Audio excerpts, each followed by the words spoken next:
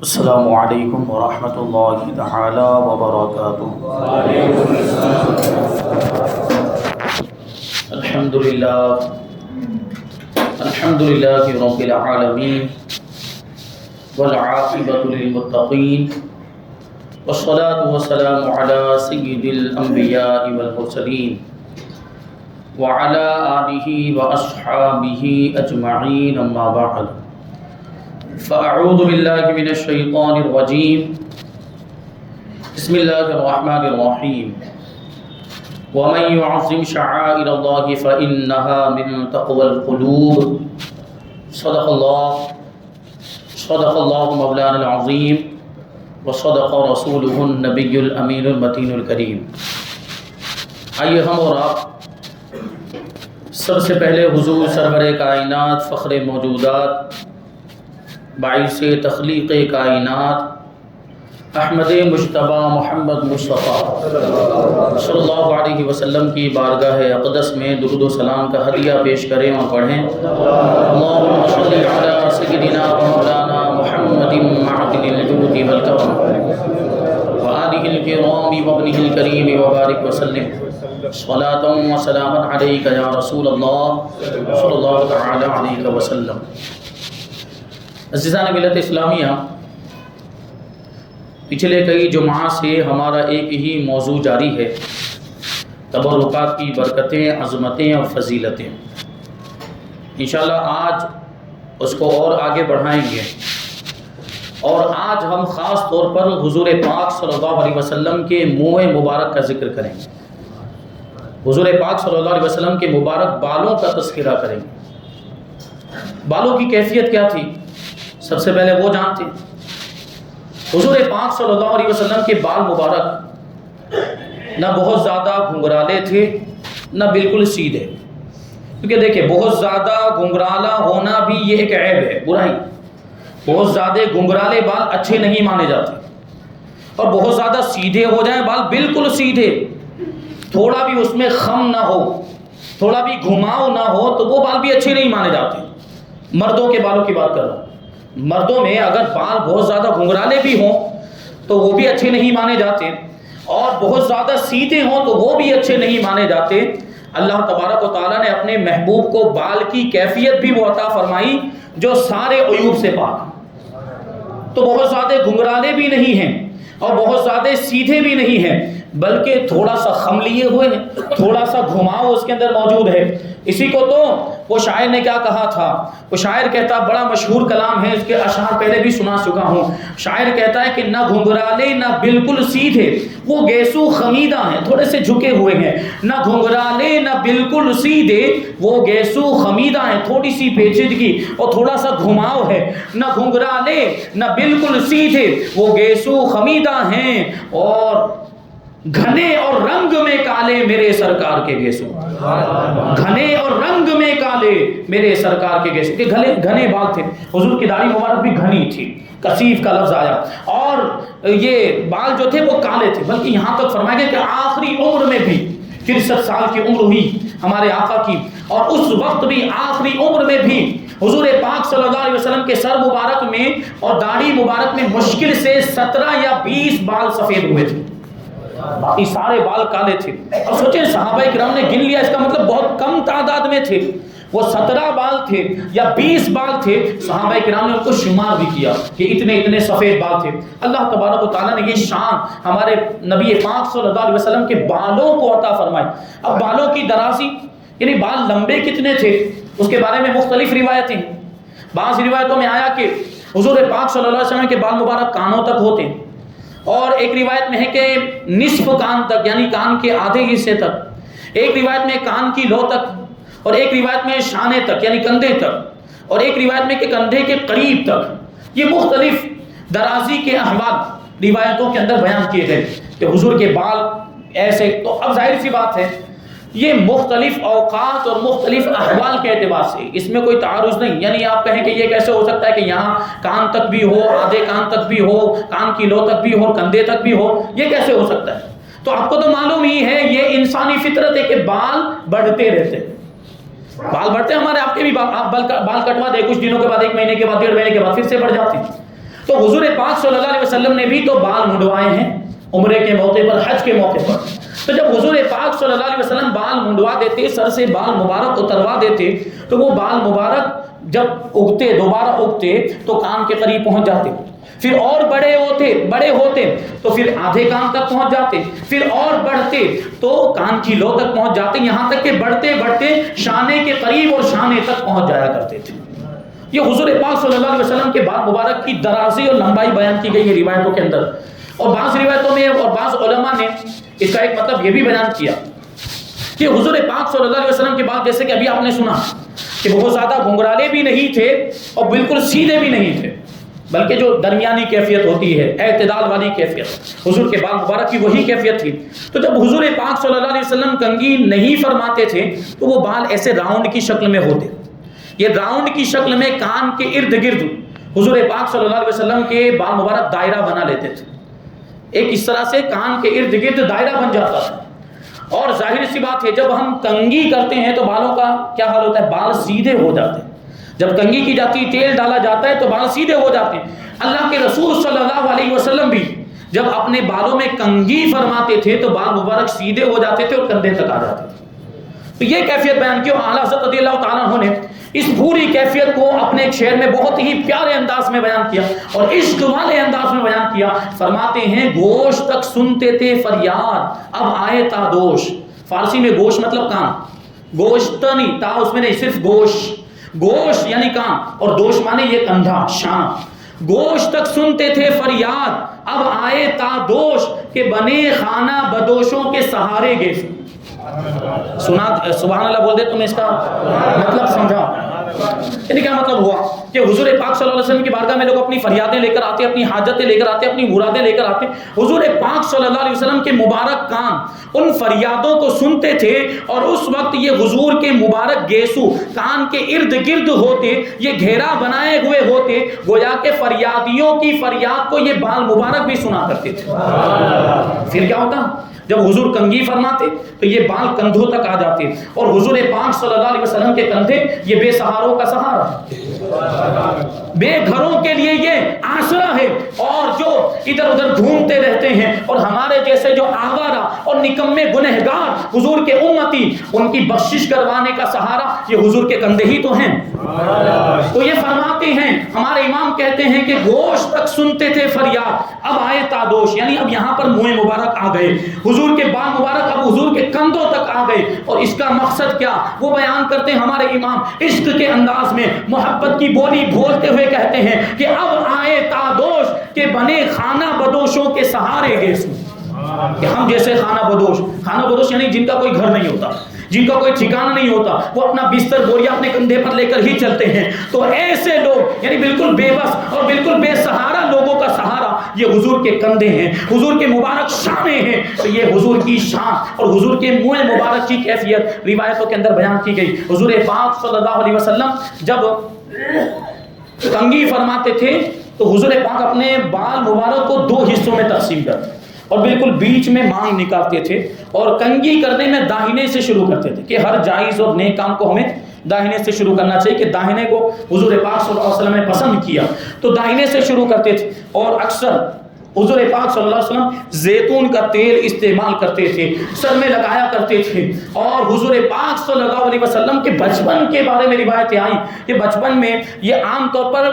بچپن کے تقاضے کے مطابق حضور پاک صلی اللہ علیہ وسلم کے تعلق سے یہ نہیں کہا جا سکتا کہ بچپن میں ہوش نہیں ہوتا، بچپن میں سمجھ نہیں ہوتی. یہ ہمارے آقا کی شان ہے کہ پیدا ہوتے ہی امتی امتی کر رہے ہیں، ربی ابلی امتی، تو ان کی سوجھ بوجھ کا عالم کیا ہوگا ہم وہ نہیں کہہ سکتے. لیکن بچپن کے کچھ تقاضے ہوتے ہیں. ہمارے آپ کے جو بچے ہوتے ہیں وہ خود سے کنگھی نہیں کر پاتے اور ان کو اتنی سمجھ نہیں ہوتی کہ بالوں کو کیسے سنوارا جائے اور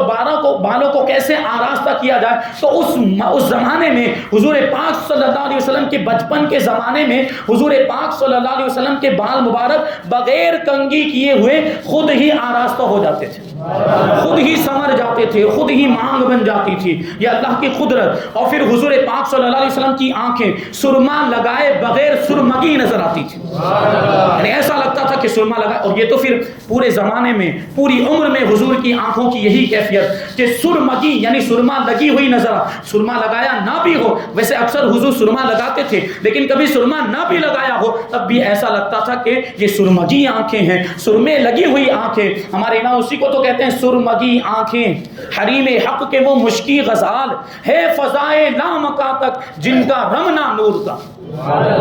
یہ آنکھیں ہیں اور اس سے نور برستا تھا۔ حضور پاک صلی اللہ علیہ وسلم جب کنگھی فرماتے تھے تو بالوں کے درمیان سے نورانی چمک نکلا کرتی تھی، کہ حضور کے مبارک بال، بتاؤ ہمارے آپ کے کسی عام انسان کے ایسے بال ہو سکتے ہیں؟ نہیں، یہ سید المرسلین کے بال، کسی عام انسان کے بال نہیں ہیں، یہ سردار کائنات کے بال۔ ظاہر سی بات، ان کا مقام و مرتبہ اتنا بلند و بالا، تو بالوں کے اندر یہ خصوصیات تو ہونی ہے۔ اللہ تبارک و تعالیٰ نے یہ خصوصیات عطا فرمائی، بالوں کی یہ شان ہے، بال بھی معجزانہ شان رکھتے ہیں، تو یہ بال مبارک۔ آگے بڑھیں، حضرت خالد بن ولید رضی اللہ تعالیٰ عنہ کی بات کروں تو حضرت خالد بن ولید رضی اللہ تعالیٰ عنہ کے پاس بھی حضور پاک صلی اللہ علیہ وسلم کی مبارک پیشانی کے کچھ بال تھے۔ جب حضور نے بال اتارے عمرے کے موقع پر تو وہ بال حضرت خالد بن ولید کو بھی کچھ حاصل ہوئے، تو حضرت خالد بن ولید رضی اللہ تعالیٰ عنہ، جن کو سیف اللہ کہا جاتا ہے، اللہ کی تلوار، کہ میدان جنگ میں کفاروں کے دل ان کا نام سنتے ہی تھر تھر کانپنے لگ جاتے تھے، یہ حضرت خالد بن ولید ہیں۔ اور کئی میدانوں میں اللہ تبارک و تعالیٰ نے ان کو فتح عطا فرمائی۔ ارے دشمنوں کے مقابلے میں ہزاروں کی تعداد میں صرف چند ساتھیوں کو لے کر نکل جاتے تھے، یہ بہادری کا عالم ہے۔ حضرت خالد بن ولید جنگ یرموک کے موقع پر 60,000 کا لشکر ہے، اور حضرت ابو عبیدہ ابن جراح سپہ سالار ہیں۔ حضرت خالد بن ولید کہتے ہیں کہ صرف 30 آدمی دے دو، یہ 30 آدمی 60,000 کا مقابلہ کرنے کے لیے کافی۔ یہ کیا تھا؟ یہ ایمان کی مضبوطی تھی اور اللہ پر بھروسہ تھا، کیونکہ وہ اللہ کے رسول کے سچے ماننے والے صحابہ اکرام تھے، انہوں نے حضور کا دیدار کیا تھا، اور کیسے دشمنوں کا مقابلہ کیا جاتا ہے اور دشمنوں کے مقابلے میں کون سی طاقت کام آتی ہے وہ یہ جانتے تھے۔ تلوار تو ظاہری ہتھیار ہوتا ہے، یہ نیزے اور بھالے یہ ظاہری ہتھیار ہوتا ہے، حقیقت میں جو سب سے زیادہ طاقتور چیز ہوتی ہے وہ ایمان کی مضبوطی ہوتی ہے، اور وہ صحابہ اکرام کے پاس تھی۔ تو یہ صحابہ اکرام، حضرت خالد بن ولید کہتے ہیں صرف 30 لوگوں کا میرے ساتھ جو ہے کہ دستہ دے دیجئے اور میں نکل جاتا ہوں 60,000 کے مقابلے میں۔ تو حضرت ابو عبیدہ ابن جراح نے کہا دیکھو تو صحیح، سامنے کتنے کفار ہیں اور رومیوں کا لشکر 60,000 کی تعداد میں ہے، اور تم صرف 30 آدمی کو لے کر جانے، یہ خودکشی کے مترادف ہے۔ تم اپنے آپ کو، اپنی جان کو خطرے میں کیوں ڈالنا چاہتے ہو؟ یہ صرف 30 آدمی کا لشکر۔ تو حضرت ابو عبیدہ ابن جراح نے جب بہت زیادہ ضد کی، جب بہت زیادہ اصرار کیا تو انہوں نے اضافہ کیا۔ حضرت خالد بن ولید نے اضافہ کیا، لیکن کتنے کا اضافہ کیا؟ ابھی سینکڑوں کا اضافہ نہیں کیا، ہزاروں کا اضافہ نہیں کیا۔ حضرت خالد بن ولید کہتے ہیں اس کے ڈبل کر دو، یعنی 30 کی جگہ پر صرف 60 لوگوں کو بھیج، 60 لوگوں کو، اور یہ 60 لوگ لے کر گئے بھی۔ حضرت خالد بن ولید 60,000 کے مقابلے میں 7 کو لے کے گئے، یعنی 1,000 کے مقابلے میں 1 سپاہی، 1 مجاہد، کیسے مقابلہ کیا ہوگا؟ اور یہ جب گئے ہیں میدان میں، یہ مجاہدین، یہ شجاعت و بہادری کے پیکر، تو 60,000 کے لشکر کے دانت کھٹے کر دیے ہیں اور ان کو میدان چھوڑنے پر مجبور کر دیا۔ یہ حضرت خالد بن ولید، تو انہوں نے حضور کے بال مبارک کو حاصل کیا اور اپنی ٹوپی کے اندر سجا کر رکھ دیا، بال مبارک کو، منہ مبارک کو ٹوپی کی زینت بنا دیا۔ اب ہر جنگ کے موقع پر حضرت خالد بن ولید اس مبارک ٹوپی کو پہنا کرتے تھے جس میں حضور کے بال مبارک تھے۔ ایک جنگ کے موقع پر لڑتے ہوئے وہ ٹوپی گر گئی، تو حضرت خالد بن ولید رضی اللہ تعالیٰ عنہ نے سخت حملہ کر دیا، دشمنوں پر سخت حملہ کر دیا، اور اس سخت حملے کی وجہ سے بہت سارے مسلمان شہید بھی ہو گئے۔ بہرحال وہ ٹوپی کسی طریقے سے حضرت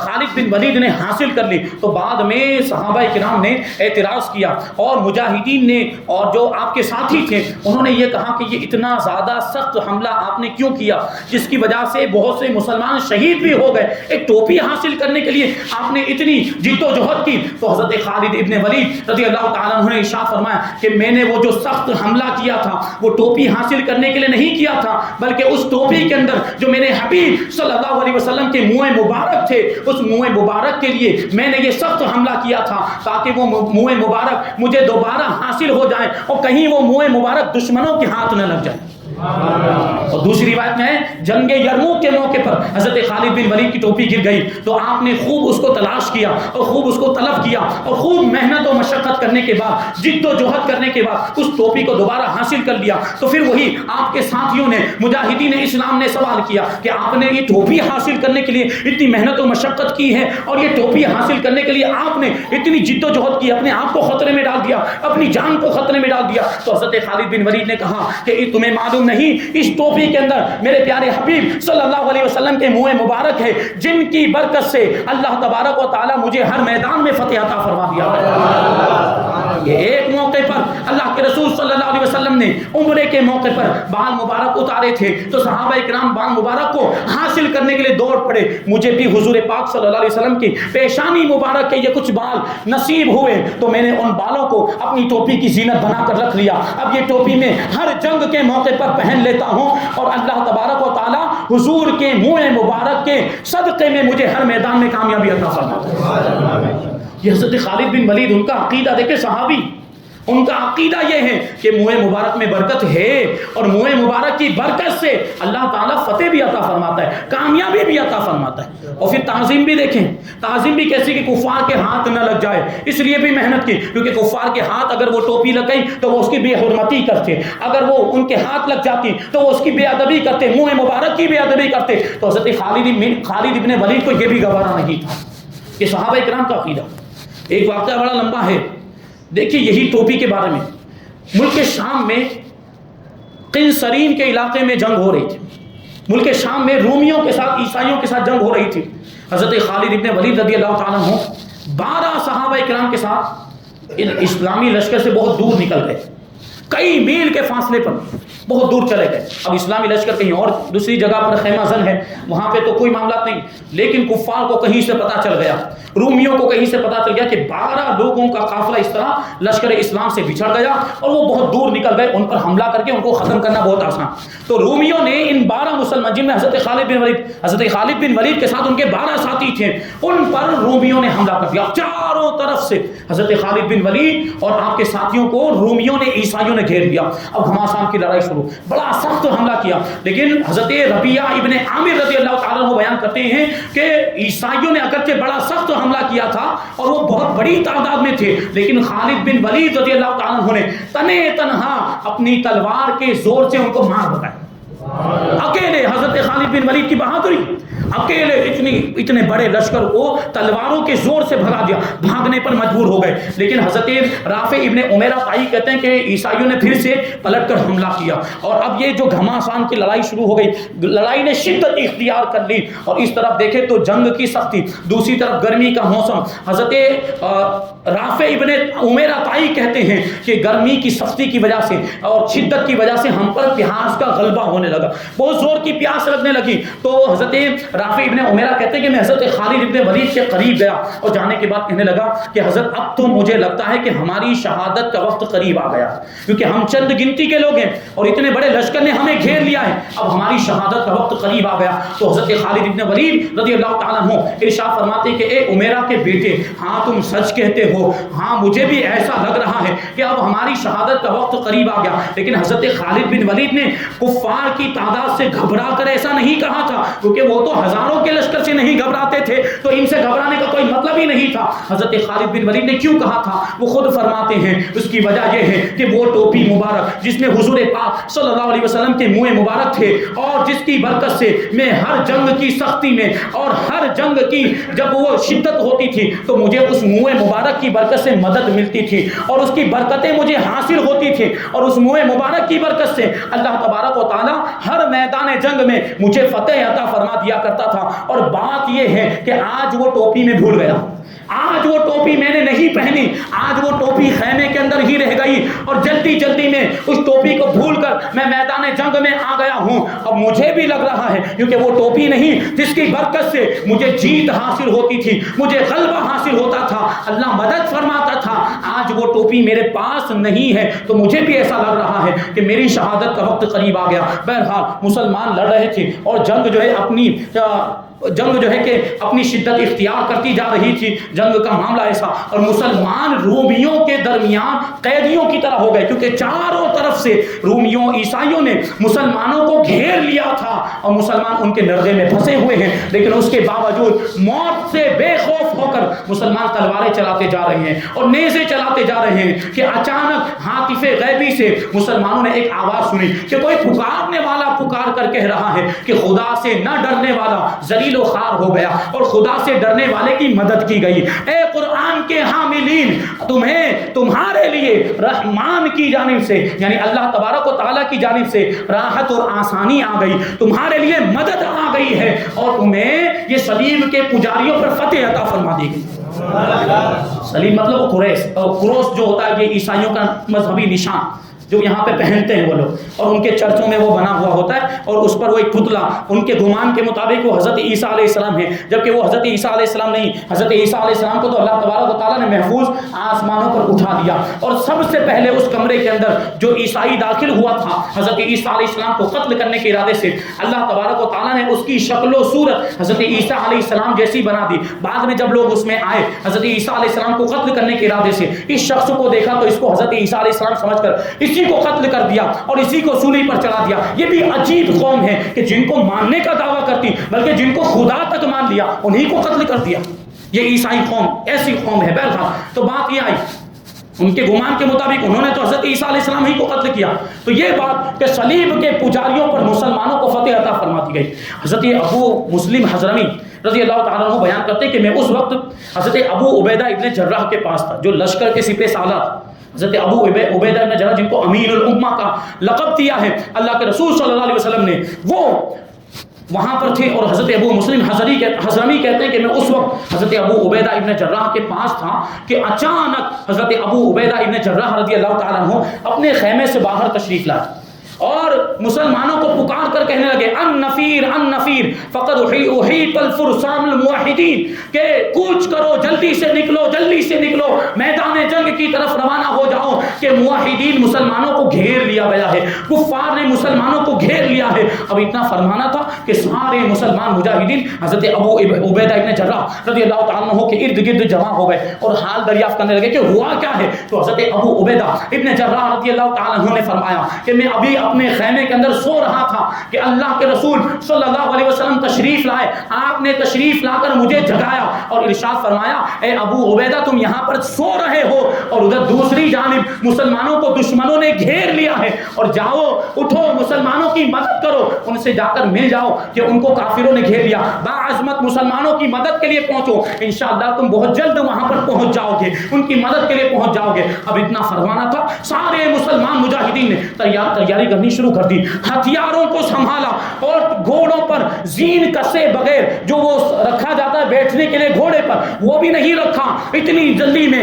وہ زین کسے بغیر ہی میدان جنگ کی طرف روانہ ہو گئے۔ اب یہ پورا لشکر میدان جنگ کی طرف جا رہا ہے اور یہ سارے مجاہدین اپنے گھوڑوں پر سوار ہیں، کوئی اونٹوں پر سوار، کچھ پیدل بھی ہیں۔ بہرحال یہ پورا لشکر میدان جنگ یعنی جہاں پر حضرت خالد بن ولید اور آپ کے 12 ساتھیوں کو کفار نے گھیر لیا تھا اس میدان کی طرف روانہ ہو گئے۔ حضرت ابو عبیدہ ابن جراح رضی اللہ تعالیٰ عنہ لشکر کے سپہ سالار، اس لیے آپ آگے تھے، آپ کا گھوڑا آگے چل رہا تھا۔ اچانک حضرت ابو عبیدہ ابن جراح رضی اللہ تعالیٰ عنہ نے دیکھا کہ لشکر کے آگے یعنی آپ کے گھوڑے سے بھی آگے ایک بہت ہی تیز رفتار گھوڑا ایک سوار ہے جو اپنے گھوڑے کو بڑی تیزی کے ساتھ دوڑاتا ہوا میدان جنگ کی جانب جا رہا ہے۔ حضرت ابو عبیدہ کو بھی تعجب ہوا اور سارے مسلمان لشکریوں کو بھی تعجب ہوا، یہ سوار کون ہے جو اتنی تیزی کے ساتھ اپنا گھوڑا دوڑاتا ہوا یہ میدان جنگ کی طرف روانہ ہے۔ تو مسلمانوں نے کوشش بھی کی کہ کسی طریقے سے تیز رفتاری کے ساتھ گھوڑا دوڑاتے ہوئے اس سوار تک پہنچ جائیں اور اسے معلوم کریں کہ وہ کون ہے، لیکن ساری کوششیں ناکام ہو گئی، کوئی بھی اس سوار تک نہیں پہنچ پایا، اتنی تیزی کے ساتھ وہ سوار میدان جنگ کی طرف جا رہا تھا۔ حضرت ابو عبیدہ ابن جراح رضی اللہ تعالیٰ عنہ نے کہا کہ مجھے معلوم ہوتا ہے، مجھے ایسا لگتا ہے کہ یہ کوئی فرشتہ ہے،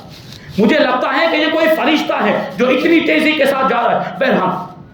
حضرت ابو عبیدہ ابن جراح رضی اللہ تعالیٰ عنہ نے کوشش کی اور اپنا گھوڑا دوڑاتے ہوئے تھوڑا اس کے قریب پہنچ گئے، اور تھوڑے فاصلے پر جب پہنچے تو اس سوار کو پکار کر کہا، حضرت ابو عبیدہ ابن جراح نے کہا کہ اے سوار، اے دلیر، اے بہادر سوار، ٹھہر جا، اللہ کو تجھ پر رحم فرمائے، اللہ کی رحمت تجھ پر ہو، رک جا۔ اتنا سننا تھا کہ وہ سوار ٹھہر گیا، وہ سوار رک گیا۔ حضرت ابو عبیدہ کی آواز سن کر اس نے اپنے گھوڑے کو روک دیا۔ حضرت ابو عبیدہ ابن جراح رضی اللہ تعالیٰ عنہ جب اس سوار کے قریب پہنچے تو وہ کوئی اور نہیں بلکہ حضرت خالد بن ولید رضی اللہ تعالیٰ عنہ کی بیوی حضرت ام تمیم رضی اللہ تعالیٰ عنہ، ایک خاتون ہے، سوچیں، اور وہ گھوڑ سواری میں کتنی ماہر، کہ وہ مجاہدین جنہوں نے ٹریننگ حاصل کی ہے گھوڑا چلانے کی، اور جنہوں نے تربیت حاصل کی ہے لشکر میں جو ہے کہ جنگ کرنے کی ٹریننگ سب ہے، ان کے پاس تدبیریں سب جانتے ہیں، لیکن یہ خاتون ہونے کے باوجود اتنی تیز رفتاری کے ساتھ گھوڑا دوڑا رہی کہ لشکر اسلام سے بھی آگے نکل گئی۔ کیوں؟ کیونکہ یہ خالد بن ولید کی بیوی ہیں جو سیف اللہ ہیں، ان کی بہادری کے چرچے آج بھی تاریخ اسلام کے اوراق پر سنہری حروف میں خالد بن ولید کی بہادری کے قصے لکھے ہوئے ملیں گے آپ کو، ان کی بہادری اور شجاعت کی داستانیں آج بھی آپ اسلامی تاریخ کی جو کتابیں ہیں اٹھا کر دیکھ لیں، اس میں یہ سارے واقعات ملیں گے۔ یہ حضرت خالد بن ولید رضی اللہ تعالیٰ عنہ کی بیوی حضرت ام تمیم، تو حضرت ابو عبیدہ ابن جراح نے تعجب کیا، یہ کیا معاملہ ہے، یہ خاتون، ان کو جنگ میں آنے کی کیا ضرورت تھی اور یہ آگے کیوں چل رہی ہیں؟ تو حضرت ابو عبیدہ نے پوچھا کہ یہ اس طرح تیز رفتاری کے ساتھ گھوڑا دوڑاتے ہوئے میدان جنگ کی طرف جانے کا سبب کیا ہے، آپ کیوں جا رہی ہیں؟ تو حضرت ام تمیم نے کیا جواب دیا؟ یہ دیکھیں بڑا،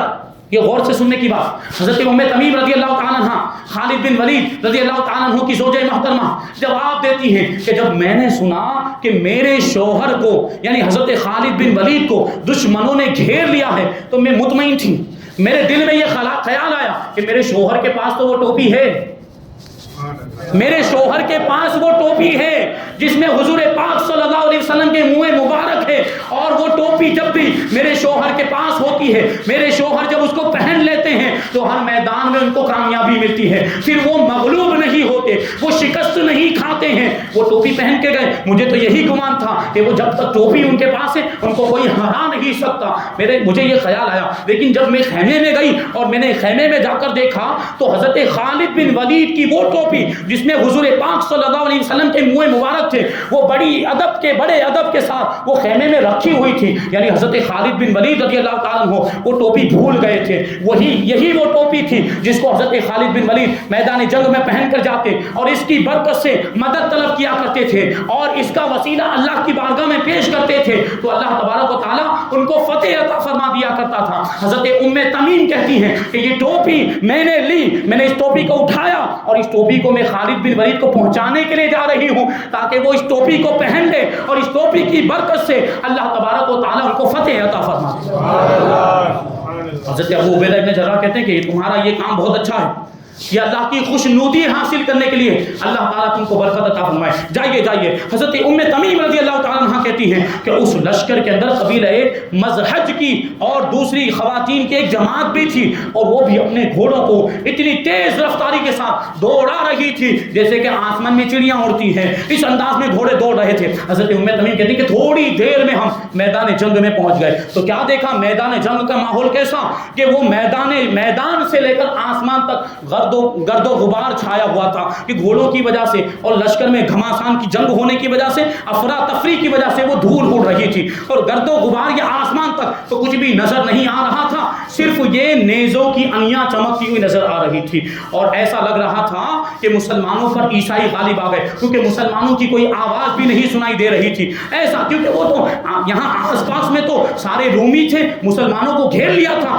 چاروں طرف سے، اس وجہ سے مسلمان نظر نہیں آ رہے تھے، وہ بھی کم تعداد میں تھے۔ حضرت خالد بن ولید اور آپ کے 12 ساتھی اور یہ دیکھنے میں لگ رہا تھا تو حضرت ام تمیم کہتی ہیں کہ ہمیں گمان ہونے لگ گیا کہ مسلمان مغلوب ہو گئے اور یہ عیسائی مسلمانوں پر غالب ہو گئے۔ ابھی میں ہم لوگ یہی سوچ رہے تھے کہ اچانک حضرت ابو عبیدہ ابن جراح اور مسلمانوں نے نعرہ تکبیر بلند کیا اور عیسائیوں پر حملہ کر دیا اور اس انداز کا حملہ کیا کہ چاروں طرف سے عیسائیوں کو اور رومیوں کو مسلمانوں نے گھیر لیا۔ اب گھماسان کی لڑائی شروع ہو گئی اور مسلمانوں نے ایسا حملہ کیا اور ایسی بہادری کا مظاہرہ کیا کہ عیسائیوں کے پاؤں اکھڑ گئے اور وہ میدان چھوڑ کر بھاگنے لگ گئے. تو مسلمانوں نے ان کو تلواروں کی باڑ پر لیا, یعنی تلواروں سے حملے کرنے شروع کیے. اب یہ کیفیت تھی, عیسائی بھاگ رہے ہیں اور ادھر نعرہ تکبیر بلند ہو رہا ہے, نعرہ تکبیر اللہ اکبر کی آواز سے بلند ہو رہی, لا الہ الا اللہ کی آواز بلند ہو رہی, اور دوسری جانب حضرت خالد بن ولید رضی اللہ تعالیٰ عنہ جو اب بھی رومیوں کے درمیان گھرے ہوئے ہیں, لیکن بڑی شجاعت و بہادری کے ساتھ, صبر و استقامت کے ساتھ, اور آپ ڈٹے ہوئے ثابت قدمی کے ساتھ ڈٹے ہوئے ہیں اور دشمنوں کا مقابلہ کیے جا رہے ہیں, دشمنوں پر حملے کیے جا رہے ہیں, اور ساتھ میں پوچھتے بھی جا رہے ہیں کہ یہ کون ہے, یہ نعرہ تکبیر لگانے والے کون لوگ ہیں, اور یہ کن کن لوگوں کی آواز ہے جو لا الہ الا اللہ کے نعرے لگا رہے ہیں, جو اللہ اکبر کے نعرے لگا رہے ہیں. حضرت خالد بن ولید پلٹ پلٹ کے پوچھتے تھے کہ اچانک کیا دیکھا کہ رومیوں کی, عیسائیوں کی صفوں کو چیرتا ہوا ایک سوار گرد و غبار میں سے باہر نکلا, اور اس نے آنے کے بعد جو ہمارے ارد گرد, یہ حضرت ابن عمیرہ کا بیان ہے, حضرت رافع ابن عمیرہ طائی کہتے ہیں کہ وہ سوار ہمارے قریب آیا اور آنے کے بعد ہمارے ارد گرد جو رومی سپاہی تھے ان پر حملہ کر کے ان کو ہمارے پاس سے بھگا دیا. اب جب حضرت خالد بن ولید رضی اللہ تعالیٰ عنہ نے دیکھا کہ ایک سوار ایسا آیا ہے اور ایک سوار نے آنے کے بعد رومیوں کو بھگا دیا اور رومیوں کی صفوں کو چیرتا ہوا آیا, تو حضرت خالد بن ولید تو خوشی کے, آپ کے اوپر خوشی کے اور حیرت کے ملے جلے جذبات اور اس کی کیفیت ظاہر ہو رہی تھی, آثار ظاہر ہو رہے تھے. ایک طرف خوشی بھی ہو رہی تھی کہ یہ مجاہد اتنا بہادر ہے اور اس نے یہ دشمنوں کو بھگا دیا, اور دوسری طرف تعجب بھی ہو رہا تھا کہ ہے کون ہے. تو حضرت خالد بن ولید رضی اللہ تعالیٰ عنہ اس سوار کے قریب گئے اور قریب جانے کے بعد پوچھا کہ آپ ہیں کون. تو اس سوار نے جواب دیا, میں آپ کی بیوی ام تمیم ہوں, میں آپ کی بیوی ام تمیم ہوں. یہ ٹوپی جس میں حضور پاک صلی اللہ علیہ وسلم کے منہ مبارک ہیں, یہ آپ پہننا بھول گئے تھے, یہ خیمے میں رہ گئی تھی, اسی ٹوپی کو پہنانے کے لیے اور اسی ٹوپی کو آپ تک پہنچانے کے لیے آئی ہوں. یہ ٹوپی آپ فوراً اپنے سر پر رکھ لیں تاکہ اس کی برکت سے اللہ تبارک و تعالیٰ آپ کو جنگ میں فتح عطا فرما دے. روایتوں میں آیا ہے کہ جیسے ہی حضرت خالد بن ولید رضی اللہ تعالیٰ عنہ نے اس ٹوپی کو پہنا تو حضور پاک صلی اللہ علیہ وسلم کے اقبال مبارک سے ایک ایسا نور چمکا جو بجلی سے بھی زیادہ تیز تھا, بجلی کی طرح ایک نور چمکا. اور راوی کہتے ہیں کہ پھر حضرت خالد بن ولید نے ٹوپی پہننے کے بعد عیسائیوں پر حملہ کیا اور ایسا سخت حملہ کیا کہ اگلوں کو پچھلوں سے ملا دیا, یعنی وہ پھر بھاگنے لگ گئے اور ان میں سے کچھ گرفتار ہوئے, کچھ قتل کیے گئے. سب سے پہلے جو کوئی بھاگا تھا وہ جبلہ ابن اہم غسانی, جو اس لشکر کا سپہ سالار تھا, جو عیسائیوں کا بازنطینیوں کا بادشاہ تھا, سب سے پہلے بھاگنے والا وہی تھا. یہ حضرت خالد بن ولید رضی اللہ تعالیٰ عنہ, منہ مبارک سے ایسی محبت, منہ مبارک کا ایسا ادب و احترام, اور اللہ تبارک و تعالیٰ نے ان کو منہ مبارک کی کیسی برکت عطا فرمائی کہ منہ مبارک کے وسیلے سے اللہ تبارک و تعالیٰ ان کو ہر میدان میں فتح عطا فرما دیا کرتا ہے. ابھی اور بہت سارے واقعات ہیں منہ مبارک کی برکت کے, اور منہ مبارک سے کیسا کیسا فائدہ ملتا ہے اور لوگوں نے کیسی اس کی تعظیم کی ہے اور کیسی تعظیم اور ادب و احترام کی مثالیں قائم کی ہے. انشاءاللہ یہ آگے ہم سنیں گے. اور بہت ہی ایک پیارا واقعہ بھی حضرت شاہ عبد الرحیم کا ہم سماعت کریں گے آئندہ ہفتے. اللہ تبارک و تعالیٰ کی بارگاہ میں دعا ہے کہ جو کچھ بھی بیان ہوا اس پر ہم سب کو عمل کرنے کی توفیق عطا فرمائے. حضور پاک صلی اللہ علیہ وسلم سے نسبت رکھنے والی چیزوں سے محبت کرنے, ان کا ادب و احترام کرنے اور ان سے برکتیں حاصل کرنے کی توفیق عطا فرمائے. وما علینا الا البلاغ.